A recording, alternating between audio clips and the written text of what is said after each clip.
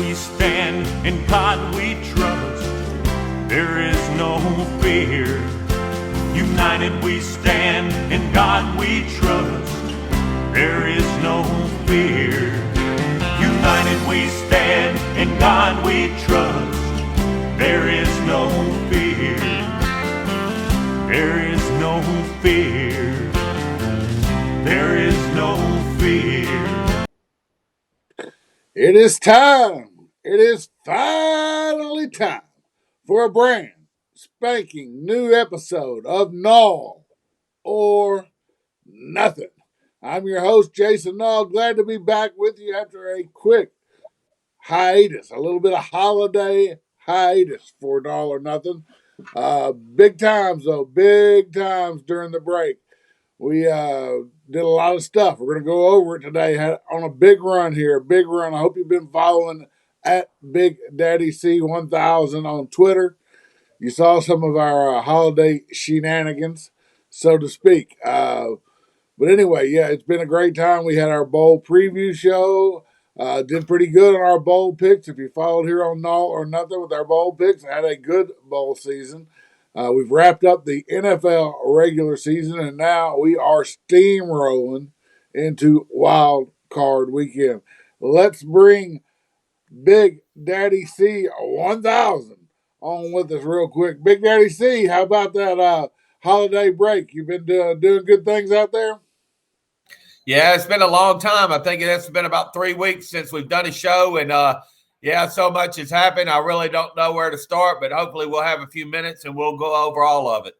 We definitely will. It's just Big Daddy C1000 and your host Jason Nall today. Badlands Brandon, he's still trying to overcome the great flood of 2022 at his house. How long have they been out of that house now, Big Daddy? It seems like 6 months. I think it's definitely 5, probably getting close to 6. That's hard to believe, but okay, it is what it is, I guess. Yeah, so he had a pipe burst during the summer, back before the cold weather of December came through and wreaked havoc on the pipes in the South. He's trying to overcome that. So it's just Big Daddy C1000 and your host Jason Nall today, but that's all you need. Let me start. As you can see behind me, I'm in my new studio today, and I started out with the 16-time world champion as my backdrop. That's right, Ric Flair, old Space Mountain himself. And there's a reason that Flair is behind me today, because I'm feeling good. Let's talk about the good things that happened. I mean, just an incredible end to 2022 and a great start to 2023 professionally for me. So we'll go through the bowls a little bit. Tennessee, the Vols, we loved them in the bowl pregame show. They went out right as a big underdog, 6.5 point favorite. Big Daddy C gave out USC over. I keyed a lot of my bowl bets off of that over there at the end of bowl season. Boom! Got it. Hit some parlays.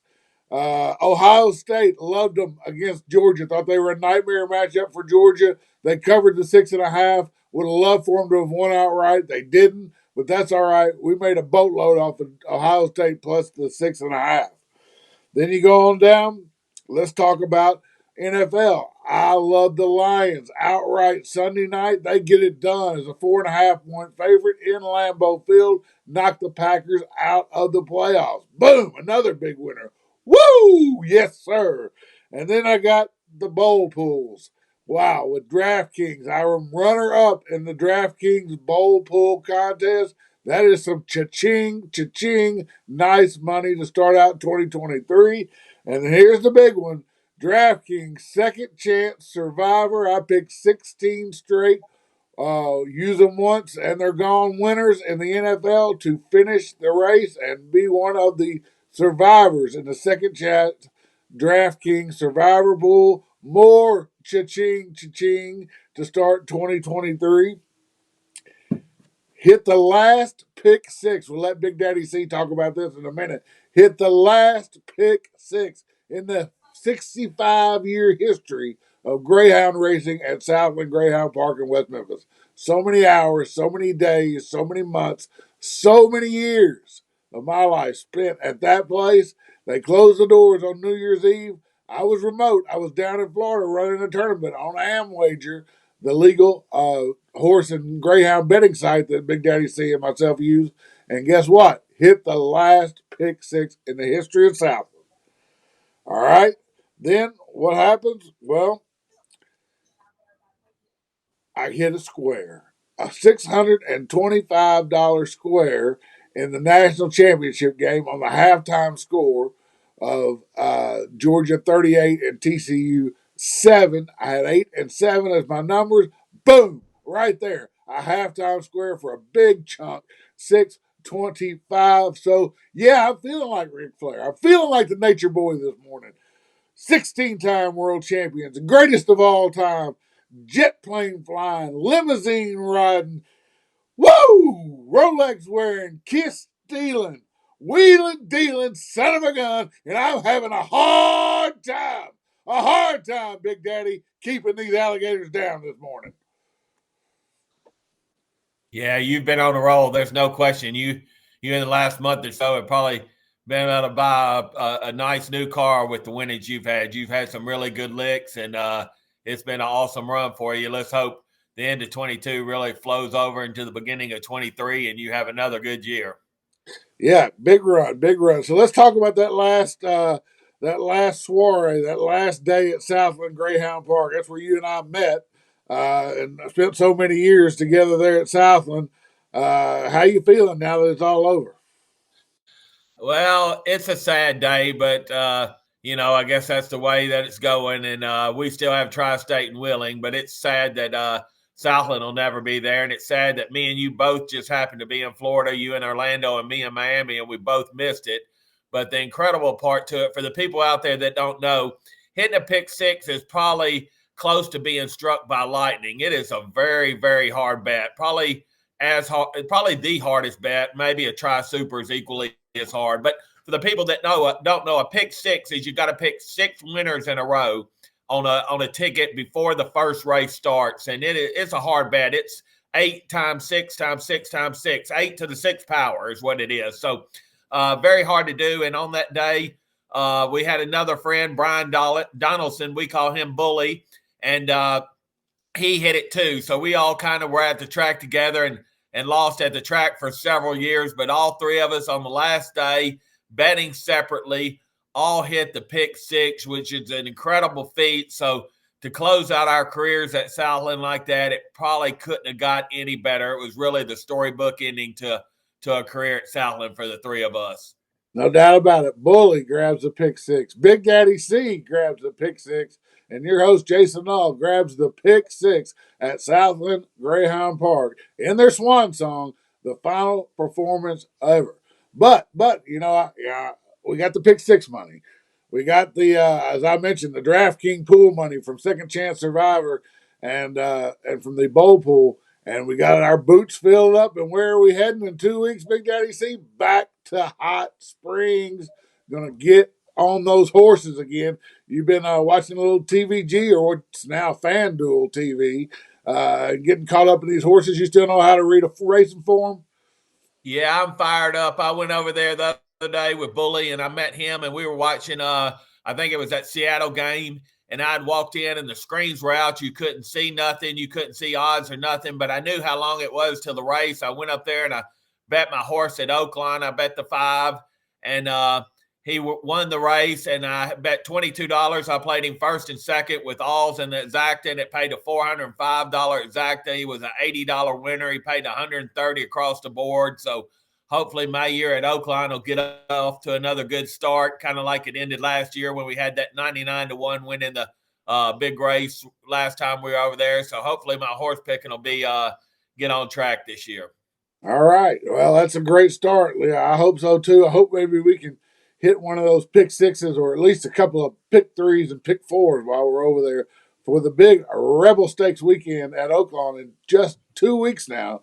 Badlands Brandon, he'll be on that trip with us. And then, this is our second year in a row to go to Oakland. Oakland, we enjoyed it last year. They have a nice setup. We have a restaurant right there trackside. They have a really nice casino where we can put our sports bets in and go cash those tickets when they win while we're there on property. Just a good setup there at Hot Springs, and Oaklawn Racing and Gaming. We're going to grab a quick break, and we will be right back. Don't go anywhere.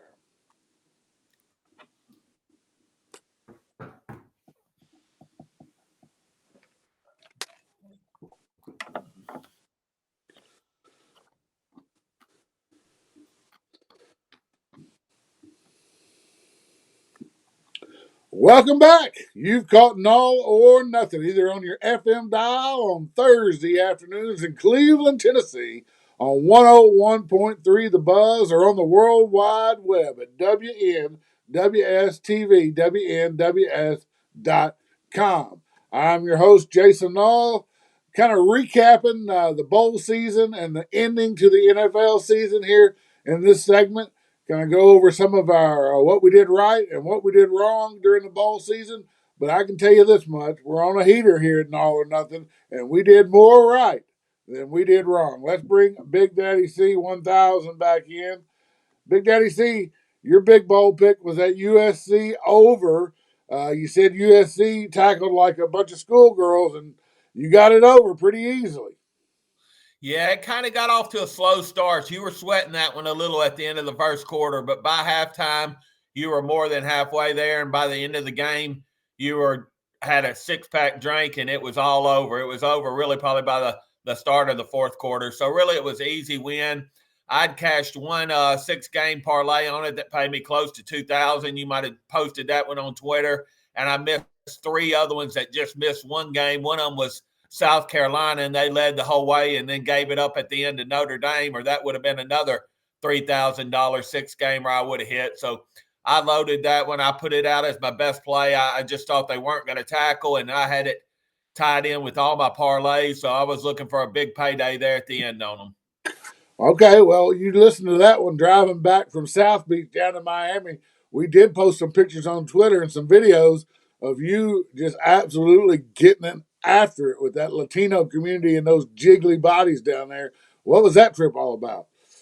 Yeah, well, my buddy Nelson, he owns about a 40-foot yacht, and we took it out into the Miami Bay, and he got a few of his friends on the boat, and they were kind of boozing it up, and they kind of liked to dance. So we smoked a few cigars. I was about the only one that jumped in the bay, and I swam over to this little island, but it was a good little trip. Nice day.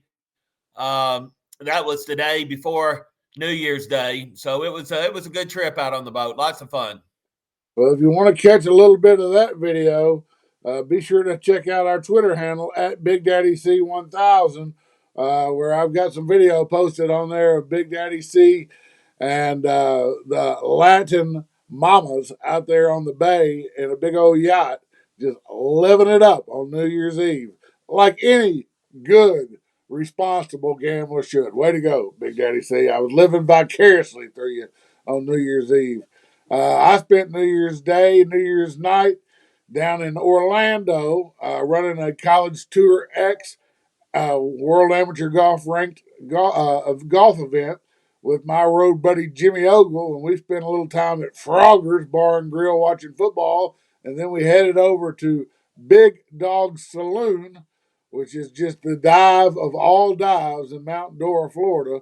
One of them things where lots of times you want to make sure you know where the exits are because it could get wild in there. Kind of a biker bar, a little bit of a melting pot, a little bit of everybody in there, but we had a big time on the road too. But I think Big Daddy C and his boat full of beautiful women wins the New Year's festivities for Nall or Nuthin. So, what's the biggest story while we were gone, Big Daddy C? I've thought about it. The biggest story in sports is it Damar Hamlin having the cardiac arrest, having to be resuscitated on the field during Monday Night Football in front of 40 million viewers, and then subsequently the game being canceled out of respect for his health situation. And I never remember a primetime game or a Monday Night Football game ever being canceled. I don't think it has ever happened before. In the middle of the game, they were mid first quarter there when Damar made a tackle and took a blow to the chest, which knocked his heart into arrhythmia, we think, and caused him to go into cardiac arrest. The last time games were canceled, and this was more planned, was the weekend after 9/11. So the 9/11 attacks occurred on Tuesday morning, and then the NFL did not play their opening weekend card, or their second week, I guess it was, of the season then, card that Sunday. But that had been planned out for several days. I don't remember a game ever stopping in the middle of a game like that. Second, or is the bigger story of sports while we were gone, Georgia Bulldogs, back to back college national champions, and absolutely dismantling the Horned Frogs of TCU 65-7, single handedly going over the game total of 63.5. What's the bigger story, Big Daddy?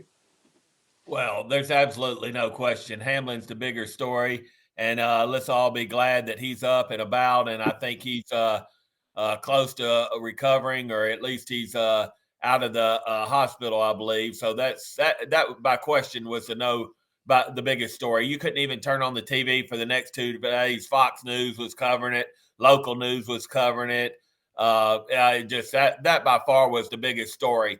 But that beatdown that Georgia put on TCU, I mean, had it not been for Hamlin, would have been the story for days and days. I mean, that was one nasty game, one nasty beatdown.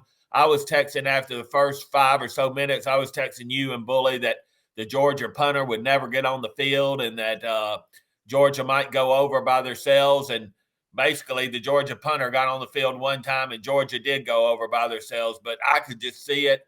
They weren't going to be able to stop Georgia, and wow, what a beatdown. I just wish I could have sniffed that one out before the game. I didn't get on it. I didn't really play much in that game, but wow, Georgia put it on them. Yeah, just a complete beatdown. And, sometimes you're on the right side and you lose a bet. I told you in Badlands, Brandon, I liked the under. I thought Georgia was good for a bounce back defensive game after giving up a boatload of points to LSU in the SEC championship game and to Ohio State in the first round of the playoffs. Both wins for Georgia, but the defense did not play like what we were accustomed to seeing from Georgia. So I thought we'd get an inspired defensive effort, but I just didn't figure Georgia scoring 65. And if you told me TCU's only going to score 7, I'd have backed the Brink truck up. I'd have gone and put a second mortgage on the house to get on that under 63.5.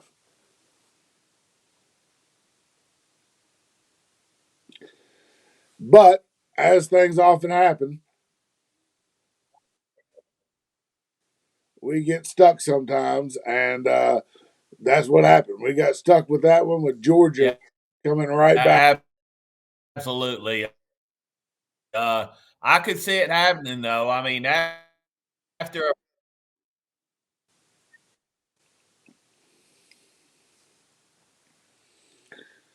Yeah, Georgia took off, and that was the end of it. They scored enough points to take it over the total themselves. All right, one last game I want to cover before we catch a quick break and go into the NFL playoffs next week. I like to tell the story of being at the Liberty Bowl. So I was back in Memphis. I was at the Liberty Bowl last weekend, or not, excuse me, not last weekend. I guess it's been 2 weeks ago now. And I'm a Razorback fan, grew up as a Hog, and Hogs were playing Kansas. But I didn't like Arkansas. They only had 40 some odd players on the field. Transfer portal was ablaze, and a lot of Razorbacks had left. Now they did have the quarterback for Arkansas, but I wasn't sure who was going to be out there to support him. So I took Kansas plus 2.5 points. Arkansas is up, blowing them out the entire game. And then somehow, some way, miracles begin to happen late in the game. Big Daddy C, you back with us?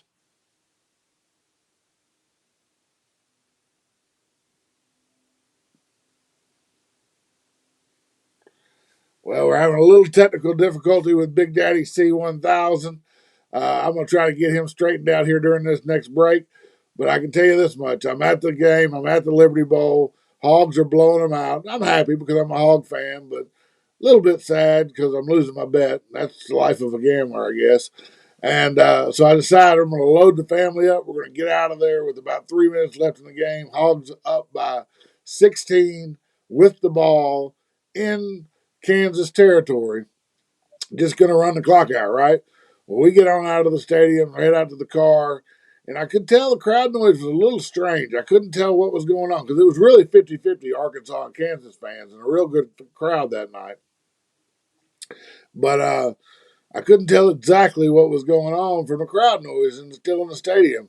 So we get in the car, and lo and behold, Kansas had somehow gotten the ball from Arkansas, scored, got a 2-point conversion, and by the time I got it on the radio, they had gotten an onside kick and had the ball again, trailing by 8. Well, what I was hoping for was a touchdown by Kansas, a missed 2-point conversion. Hogs win by 2. I win the bet by a half point. That would have been great. Kansas goes down. Lo and behold, they score. And here they come. They score.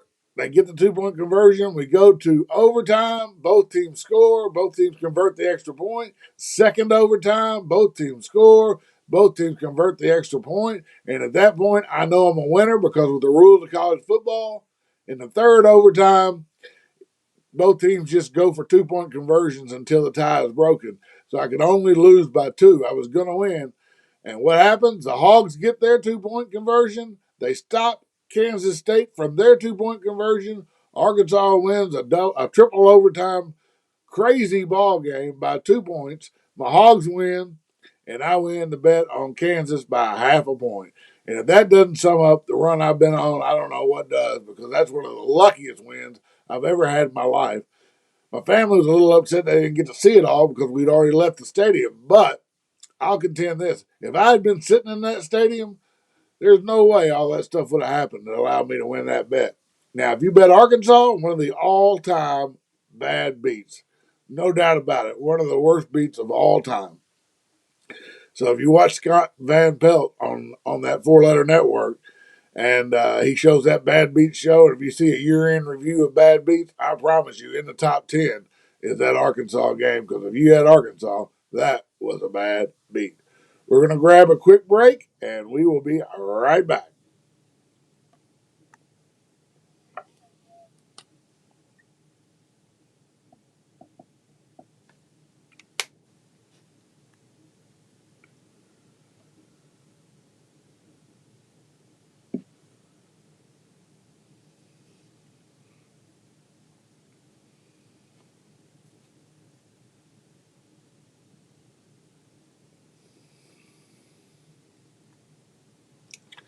Welcome back. It's your host, Jason Nall, here with you again on another episode of Nall or Nuthin. We had Big Daddy C1000 on with us earlier, and we went over a lot of the things that happened during our holiday hiatus while the bowl games were going and while the NFL wrapped up. Big game in the NFL last week. Lots of big games with playoff implications. But one of the big ones was um, definitely the Detroit Lions at the Green Bay Packers. Big Daddy C liked the Packers. I like the Lions. A good versus evil, where this time, good, I think I'm good, won. Big Daddy C, I tried to give you the Lions. I gave you nothing but winners last weekend.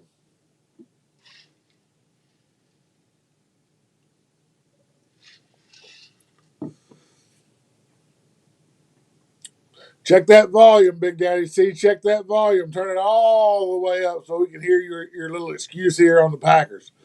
Um, anyway, the Lions, so they're eliminated from playoff contention before the game even started because Seattle won a squeaker in overtime against the Rams.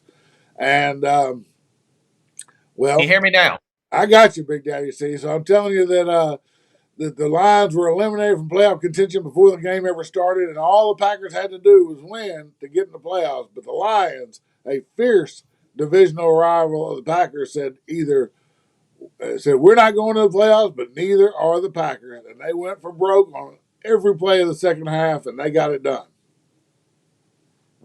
Yeah, well, we've talked about this before. I like the Packers. I thought their defense was improved. I thought their offense finally had it together. I thought they were playing better. I thought they really had a good chance. But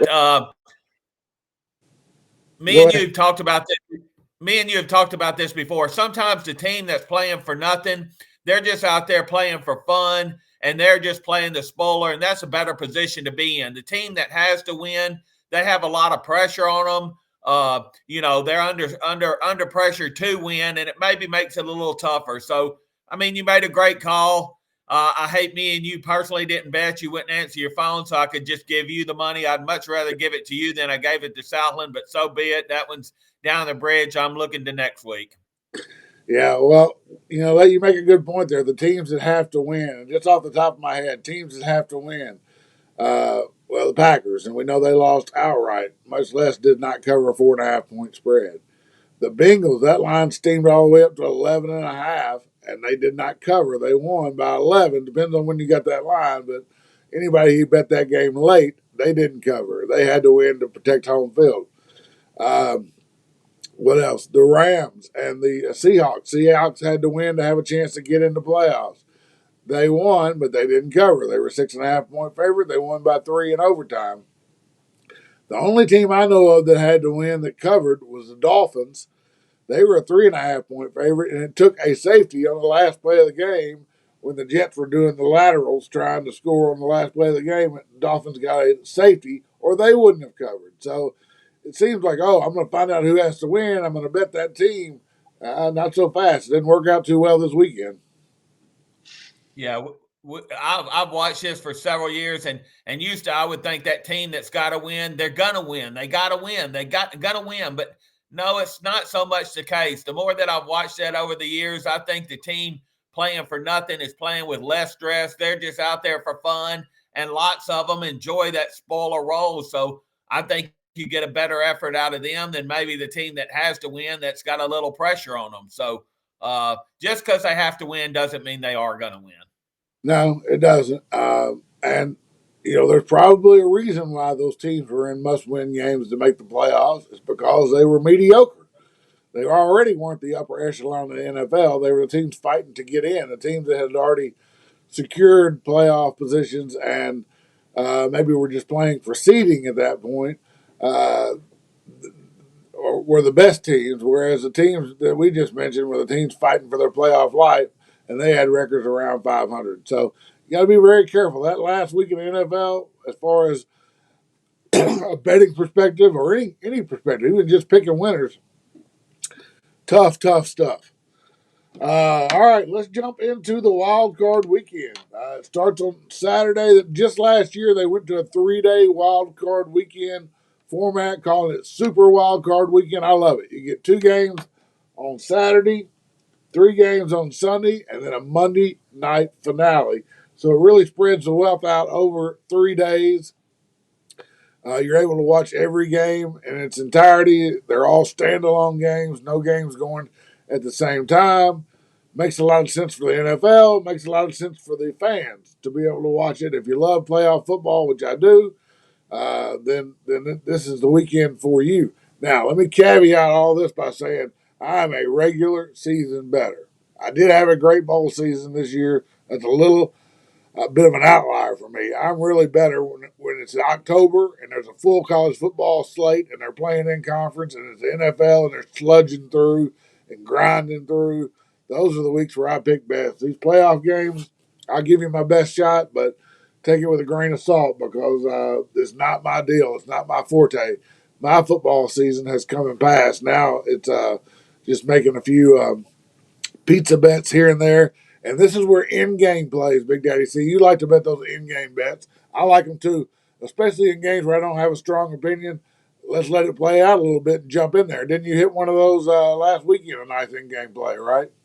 Yeah, sometimes you just get lucky, and I flat out just got lucky. I was over there to bet that Seattle game, and for some reason, I don't remember now why, but I got shut out. I didn't get in at before game time, so I was a few minutes late, and the Rams had already put up a field goal. So I still like Seattle, so I got in Seattle, after the Rams had put up a field goal, and I had Seattle only minus 2.5. So had I bet that one before the game, I was a loser. I got really lucky. I think I was betting a horse race and just was slow to get down there.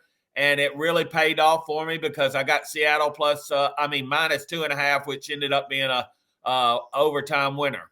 Yeah, that's great. So what we're talking about is once a game is started, if you're betting through the legal apps in Tennessee, DraftKings, FanDuel, Action 24/7, to name a few. Um, Once the game started, they're constantly updating the line. Most times after each play, it's algorithms, and so the line adjusts off the opening line by the action in the game. So sometimes if you don't have a strong opinion before a game starts, if you're watching a game, let's take for example a national championship game, Big Daddy C. If you thought that Georgia was going to overpower TCU once the game started, and TCU got that fluke touchdown on that one busted coverage and made it 10-7. At that point, you can get Georgia -9. And that meant they only needed one more touchdown to cover the spread in that game. What a great time to jump in and bet Georgia right there. You just got to look for opportunities in those in-game plays. And if you feel like there's an opportunity, you can certainly make your opinion felt even after the game started.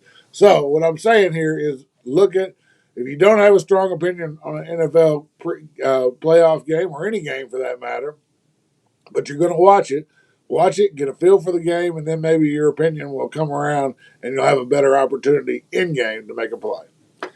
Seattle Seahawks at San Francisco 49ers to get the ball rolling. 4:30 Eastern on Saturday afternoon. Seattle, we just discussed, they are in the playoffs by virtue of beating the Rams in overtime at home last week and then having the Detroit Lions knock off the Packers at Lambeau Field.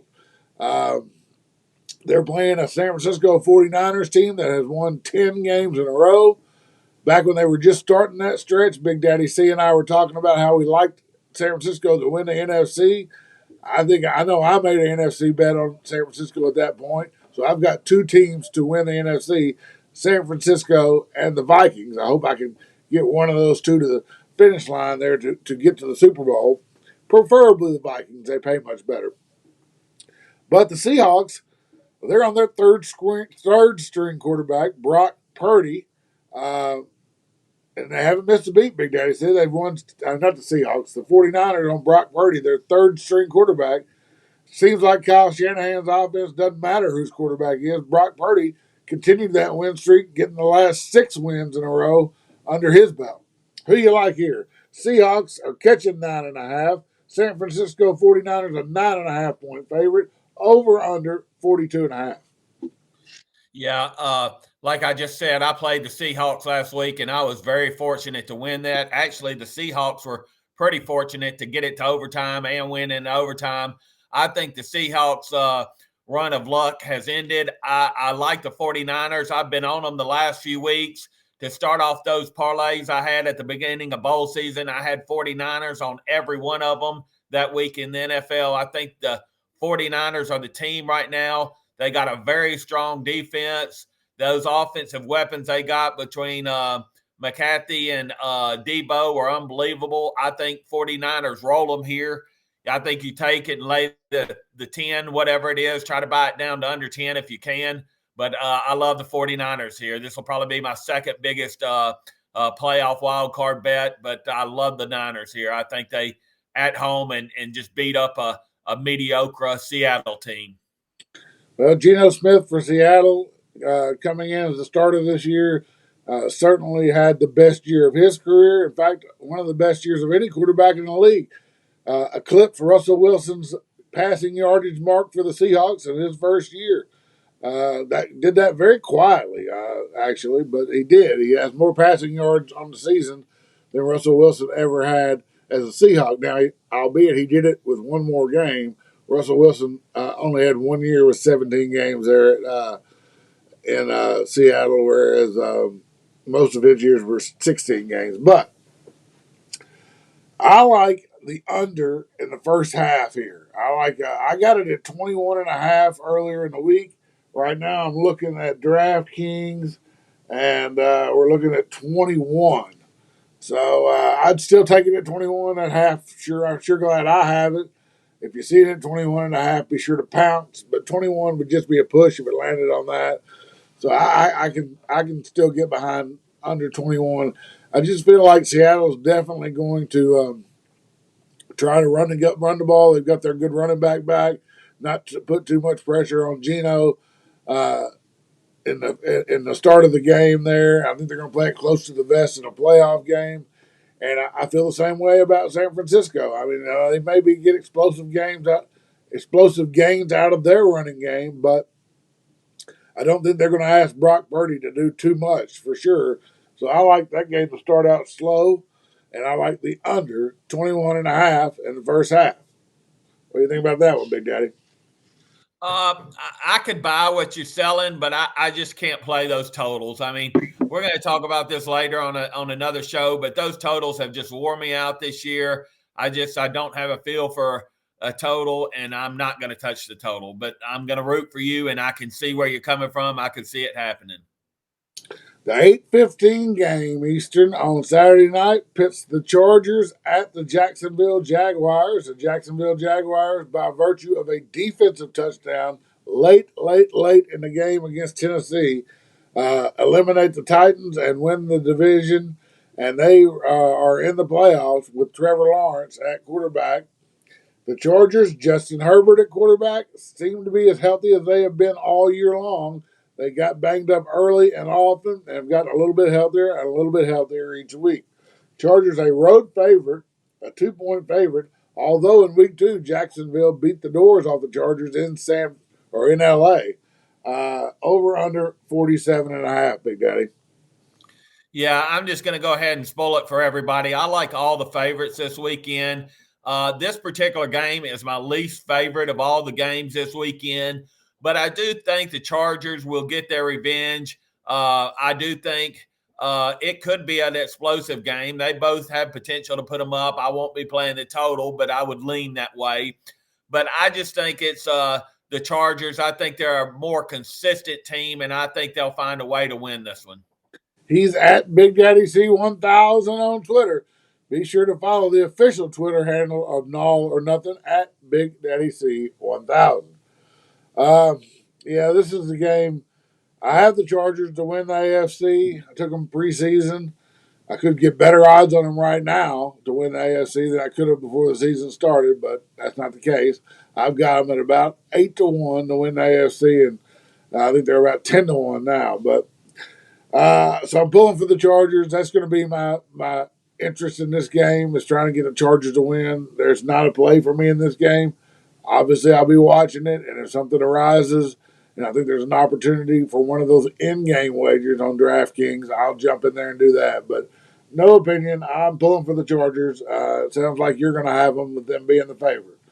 Let's grab another quick break. We will come back. We will cover the Sunday games and the Monday night finale of Super Wildcard Weekend.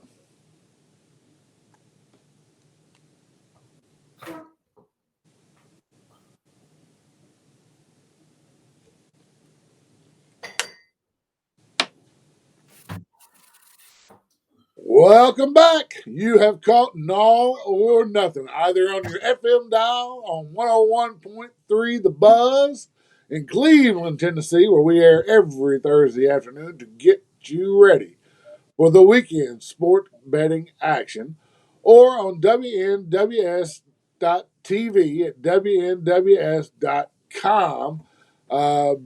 Maybe you've caught us on our own channel, our YouTube channel. That's Nall, Nall, or Nuthin, Nuthin apostrophe. Nall or Nuthin on YouTube, where you can catch the replay of every show. You might even want to go back and watch that bowl preview show and see all those winners we were dishing out before the bowl season started. Carrying on, Big Daddy C, Sunday, we got a 3-pack. Starting with the early game, the 1 o'clock Eastern, the Dolphins stumble into the playoffs. We don't know yet if Tua will be healthy enough to take the field after multiple concussions this year. They're playing the Bills. This line has worked down, though. The Bills opened at 10.5. Now the Bills just a 9-point favorite, over under 47. Bills took care of the Patriots and ended any hopes of the Patriots playoffs last week. There's another one right there, a team that had to win. The Patriots, they got beat by 17 points and didn't cover against the Bills last week.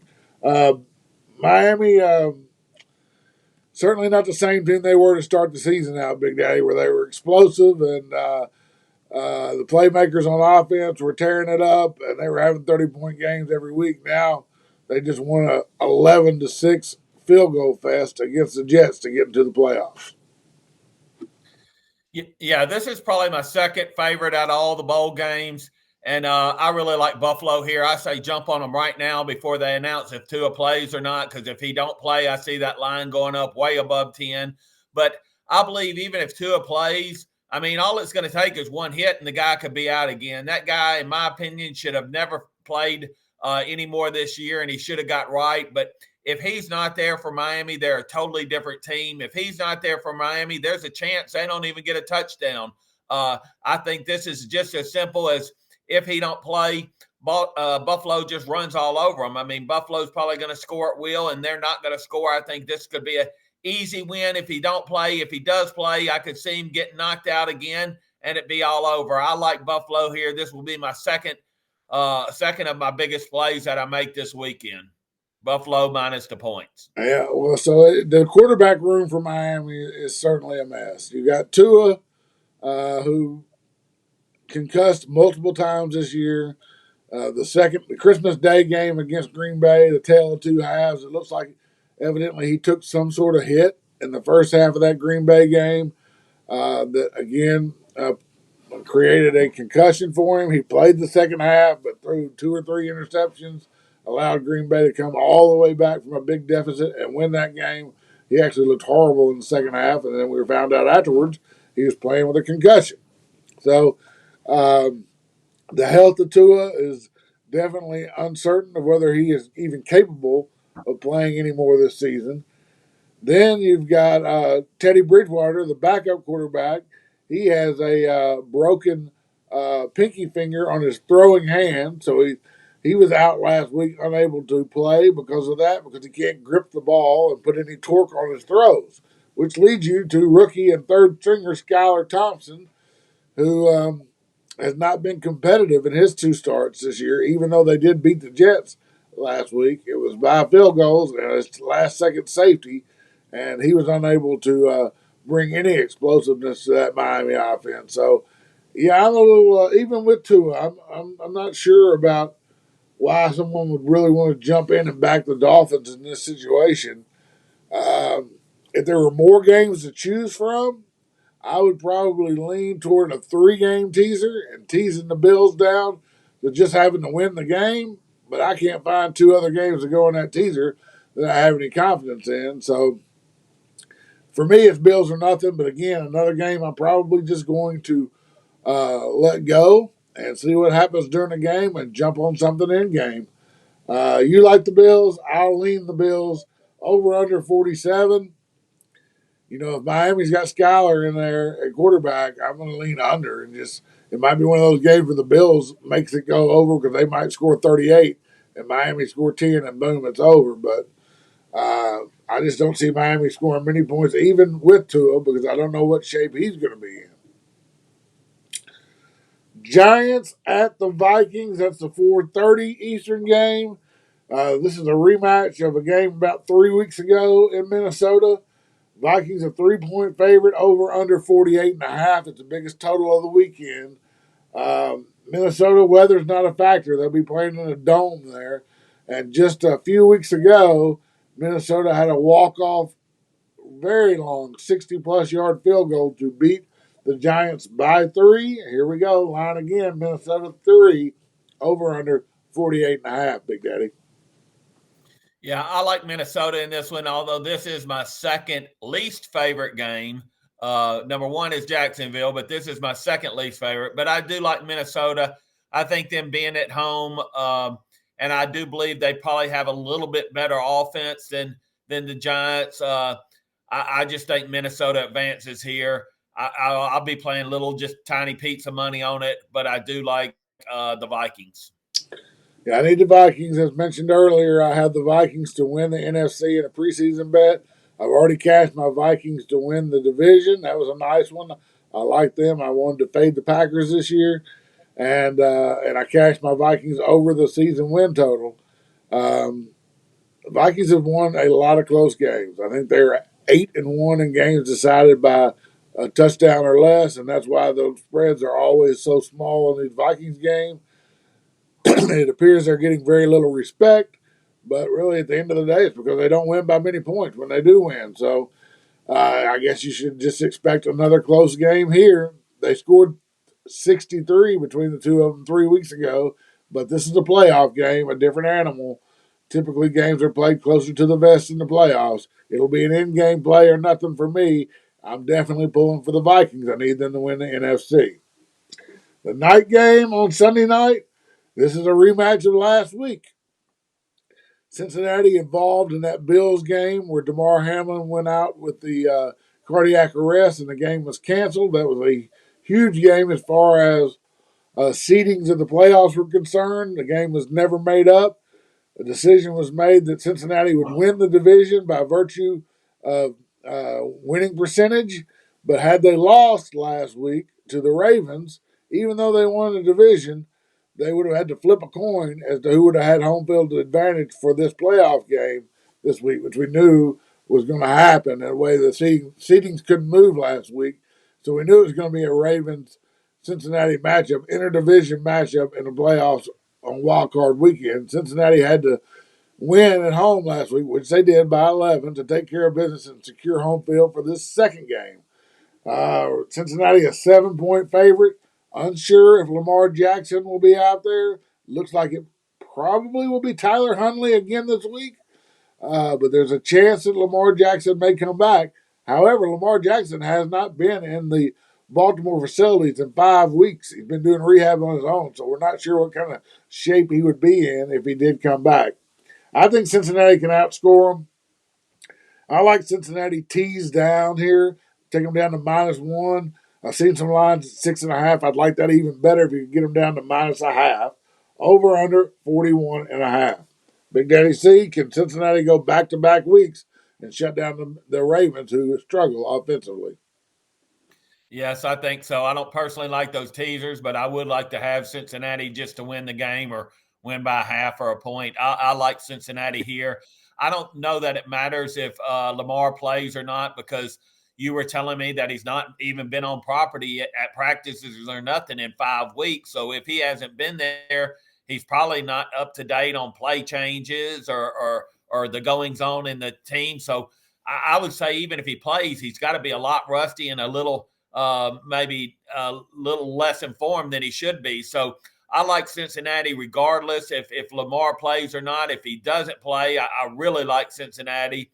But I think Cincinnati has one of the best offenses in the league. That Chase is a great receiver. I think Cincinnati just outscores them, although Baltimore does have a good defense. But I do think Cincinnati just puts more points on the board, and they come out with the win here, and they cover. I agree. If Lamar were to play, I might lean over in this game. It's only 41.5. And I do think that the Bengals will find a way to score against even a good defense such as Baltimore's. And I think if Lamar plays, maybe his sandlot style, that's about all he's going to have out there is trying to create plays because I know the playbook will be limited with his absence over the last 5 weeks. Maybe even though that sandlot style might get the offense going for the Ravens. We'll see how that plays out. If Lamar Jackson's in there, I would lean over. But at the end of the day, my favorite bet is I think the Bengals can win again. I think they can beat Baltimore. I'll tease them down to 1 or a half if I can find that line at 6.5. Monday night, the finale of Super Wildcard Weekend, the Dallas Cowboys, who laid a complete egg. They played their starters 3 quarters last week against Washington and just got outplayed before they pulled the starters in the fourth and let that game go down the drain. It made no difference in their seeding. They knew they were going to play at Tampa Bay. Tampa also laid an egg at Atlanta. They played their starters in the first half. They did look better, though, than Dallas when their starters were in. They were leading at halftime, ended up losing by 13 when they pulled all their significant players in the second half. Brady at home for Tampa Bay. They have the only reason they are in the playoffs, the only reason, are Brady's fourth quarter comebacks. The games they did win in the second half of the season, they trailed in all of them, and Brady brought them back 3 times to get fourth quarter wins, late fourth quarter wins. Dallas We know their history since the Troy Aikman days and Emmitt Smith days and Michael Irvin days. They haven't won playoff games. I don't expect that to change this year. I like Tampa. I like them teased with that Miami game. Give me Tampa plus 8.5. I do think they'll keep this a close game. I don't trust Dak, and he's given you no reason to trust him lately through another 2 interceptions and a pick six last week against Washington. He's just not playing good football. I don't think either one of these teams are going very far, but somebody's got to win this week. I'll tease Tom Brady and the Bucks up to 8.5 and pair them up with the Bengals. Big Daddy C, I got a feeling you're on the opposite side here. Yeah, I've kind of spoiled this one. I told everybody I like the favorite. So I guess to you, I can say, slow down, Dr. Evil, because this will be a good versus evil. I love Dallas here. This is my best play of the week. I'm going to push all the chips in. And you have that wrong. The reason why Tampa Bay is in the playoffs is because that division absolutely stunk. Yeah. They have the worst division in NFL. The Tampa Bay Buccaneers are going to the playoffs with a losing record. They're going to the playoffs with Tom Brady's first losing season record in his career. The Bucs are no good. Dallas laid an egg last week, but it is a perfect scenario for them to bounce back. Does Dallas lay 2 eggs in a row? Probably not. I think it's a setup for Dallas to come back and steamroll them. I think the Bucs are no good. They don't score. Their defense is not very good. I don't know if the defense was in the second half against that Atlanta game, but they got absolutely – no, they weren't. Well, I still don't think the Bucs defense is good. I think Dallas comes out, plays way better than they did last week. I think it's set up for the Cowboys. I think this is the end of Tom Brady's career in Tampa, and Dallas Cowboys put a stamp on it and good wins. Well, if you know Big Daddy C as long as I have, he's usually the anti-Cowboy guy in the room. Now, today, he's all gassed up on these Cowboys. So I tell you to steer with caution, because anytime a guy flips boats, and he's usually the anti-Cowboy guy, and now he's on them, I don't know. But here's the deal, Big Daddy C. I don't want any part of Tampa plus 2.5. So you're not going to get any kind of side bet with me on this game. I do like Tampa plus 8.5 because I think it's going to be within a touchdown either way. So I'll take the points there and get them to 8.5. There is a decent chance we can middle this one, so maybe we will, and we'll both be happy. All right, let's go over our NFL plays. I'm going to pop the screen up, and I'm going to go over our NFL Super Wildcard Weekend summary of plays. Your host, Jason Nall. My number one play, 49ers, first half. This is a first half, not a full game bet. 49ers, first half, under 21.5. And then I'll also give you a playoff teaser. I like the Bengals down to -1 or a pick, depends on where you find that line. I would suggest getting on it now. And then pair it up with the Bucks plus 8.5. Tampa Bay on Monday night. So you got the Sunday night, Monday night, 2-game teaser. Bengals around the pick and Bucks plus 8.5. Big Daddy C. Oh, he's just vanilla. He's a vanilla double dip cone this week. Nothing but blah, blah, blah. Give me every favorite, Big Daddy C says. He likes them all. Every favorite in the 6 wild card games this weekend he likes. So let's just chart every favorite for Big Daddy C. But his favorite of the favorites, he likes the Cowboys under a field goal, laying 2.5. That is Big Daddy C's best bet. Cowboys -2.5. Badlands Brandon, not invited. This is a winners only show. We ended 2022 on a big run, and we're going to start 2023 on a big run. Winners only this week. Big Daddy C, won't be long. We'll be in Hot Springs. We'll be eating like kings, drinking the finest wine, eating the finest restaurants, and picking pick sixes once again. And I'm looking forward to it. Yeah, I'm fired up. I'm ready to go. The wife's been trying to get into that boot and hustle her a few dollars so she can be betting, but I put a lock on that cabinet. But I'm ready. I'm fired up. I'm ready to get some 80 to 1 winners up. I'm ready. I'm ready too. That's the end of the month, but before then, we have Super Wildcard Weekend in front of us. Enjoy the playoffs, folks. Enjoy the games, and may all your wagers be winners. Until next week, for Big Daddy C1000, I'm your host, Jason Nall, and we are out of here. I said, united we stand, in God we trust. There is no fear. United we stand, in God we trust. There is no fear.